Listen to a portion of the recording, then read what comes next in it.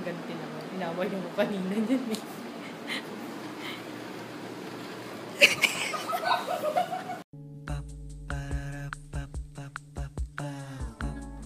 This is my family. Good morning! Kahapon nag-away kami ni Papa.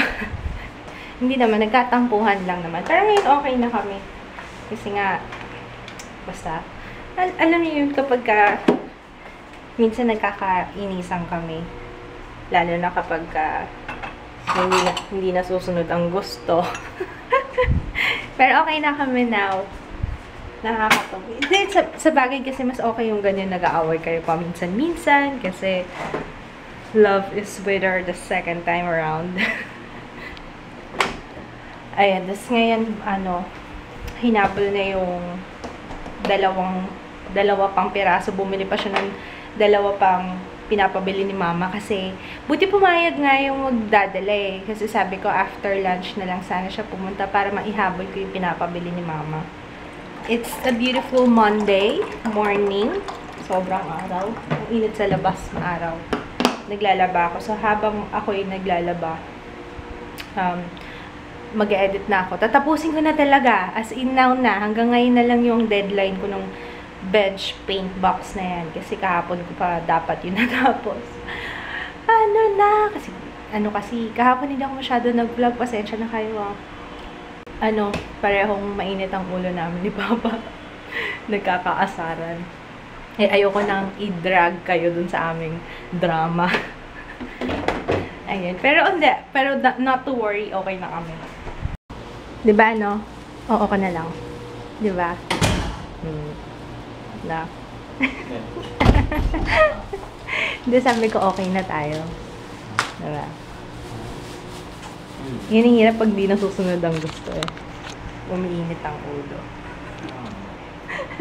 Tama may anak mo. Ayun, 4 na. Sa wakas. So, ito na siya. Yung isa, ibibigay daw dun sa magpapadala. Pero 3 talaga yung kailangan ni Mommy. Tapos pinadala ko na rin siya ng mga panali sa hair. Kasi sabi niya kagabi sa akin, sabi niya, bumili daw siya doon ng panali sa buhok. Ang bili daw niya is 45 reals. Magkano yun? Tapos ang brand, sabi ko baka branded. Ang brand daw is Evita Peron. Baka sabi ko, baka nagamit na ni Evita Peron. Baka Alam, 45 reals times 11. Para lang sa isang pirasong pang-ipit. Kaya yung mga naiwan niya na dinala niya from there, sinama ko na dito sa padala. Nag-iisip pa nga ako kung anong papadala ko sa kanya eh. Pero actually, ito bibigay ko kay Mama kasi sabi niya nahihirapan daw siya mag-wash ng brush niya. So, bibili na lang ako ulit. Ito yung from Beauty Cosmetics. Binalot ko na. Nagpapabili siya sa akin. Sabi ko, bigay ko na lang sa kanya yung nandito kasi baka matagalan pa bago dumating. Friday lang siya nagsabi sa akin na may pupunta doon. Bigay ko na lang sa kanya. Habang hinihintay namin yung bagong episode ng Game of Thrones. Kasi episode 9 na ngayon eh. Pinapanood ulit ni Papa yung episode 8 last week. Ang ganda ng Game of Thrones ngayon. Nakaka-excite. We're gonna eat, hindi kay Papa yata. Ewan ko, baka titigim ako ng konti. Kasi gusto ko yung ginataang langka. Mukhang masarap pa. Tapos, liempo sa akin. And yung natirang corned beef. Si Jaya tulog pa. So, kami muna kakain. Kain tayo. Tapos kami manood ng Game of Thrones. Nainis ako sa, ayoko na magsabi kasi baka mag-spoiler ako sa ibang hindi pa nakakapanood. Nainis ako sa bunot. Kaya pa magpapa-wisdom, papa-extra kayo ng wisdom tooth, i-request nyo na, kailangan may stitch. Kasi, napapasukan ng kanin. Nainis ako. Dapat yata di na ako nagkakanin. Sa taas. Nagbibingi-bingihan. Sabi mo kasi aircon eh. Naantok na naman ako. Pag umiinom ako ng antibiotic ko, parang nagka-groggy talaga. Hindi ko alam kung psychological na lang. Pero talaga, inaantok talaga ako sa gamot ko. Hindi naman ako ganito nung last time. Pero ano, last day ko na ngayon, finally. Sa wakas, tapos na ang gastos. Kasi 5 days lang yung antibiotic ko. Ayan, I'm just gonna rest. Kasi alam ko, twice a day lang yun dapat eh. Ginawa kasing 3 times a day nung doktor. Kaya siguro ako nag-groggy. Ako kung side effects yun. Pero magpapahinga muna ako. Marami pa akong gagawin later.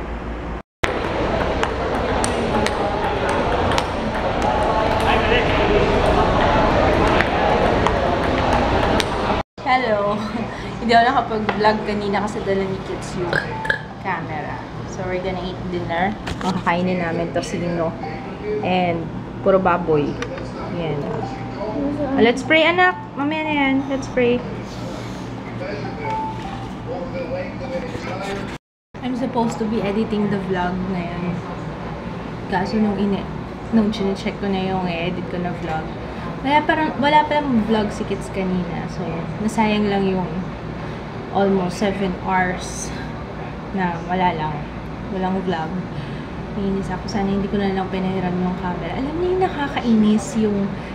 Actually, tinatawagan ko siya. 6 hours ha. 6 hours siyang wala. Or, ewan ko kung mas higit pa dun sa oras na yun kasi umalis siya. Tulog ako. Nung nagnap ako kanina. Ayun, sana nga hindi nila ako natulog. Hindi ko na lang pinahiram yung camera. Tapos yung makita-kita ko, ngayon, wala palang vlog. Nasayang lang yung araw. Bad trip talaga. Kanina tumatawag ako sa kanya, mga 6:30 pa lang. 6:30 ng hapon tumatawag ako. Kasi hindi siya sumasagot ng phone. Hindi ko na maalala kung ilang beses ako tumawag. Nakailang missed call ako. Alam mo yung nakakainis yung pag nandito sa bahay, lagi niyang hawak yung cellphone niya. Pero pagka nasa labas, natatawagan mo na, hindi na mapakinabangan yung cellphone. Nakakainis. Parang, yung mga panahon na gusto kong sabunutan yung sarili ko, gusto kong umalis, pero hindi pwede. Gusto kong magpakalayo-layo, pero hindi pwede.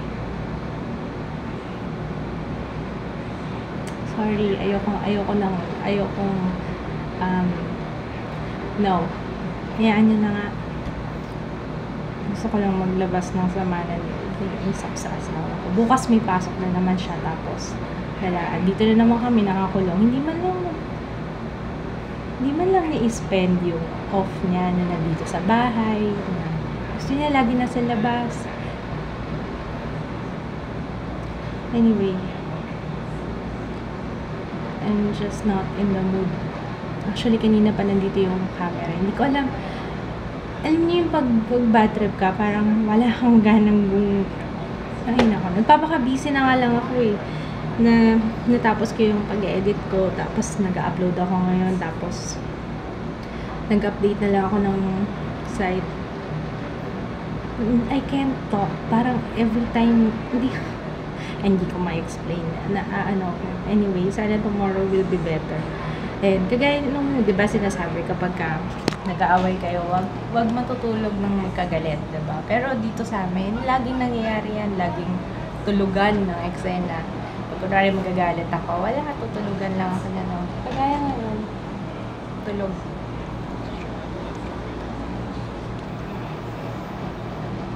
I don't know what to do. I'm so pissed.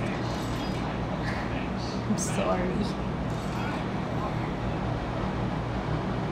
Sige, tomorrow na lang. Night. Bye.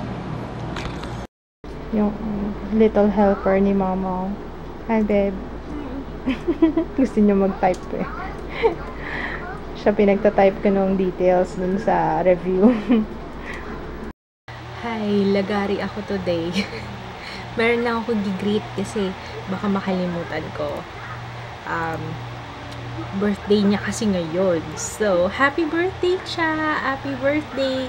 Tapos, greet ko na rin si Zen Bautista, Aldrin Fondevilla. Happy birthday! Happy 20th birthday to Maika Cordoves. Hi to Rica Santiago. Alicia Tayag from Canada and Colleen Yee. Alright, so yun lang yung ihahabol ko na greeting. Kung meron man ako hindi pa na greet, ihahabol ko na lang for tomorrow. Good night! Good night na talaga to, promise. Good night!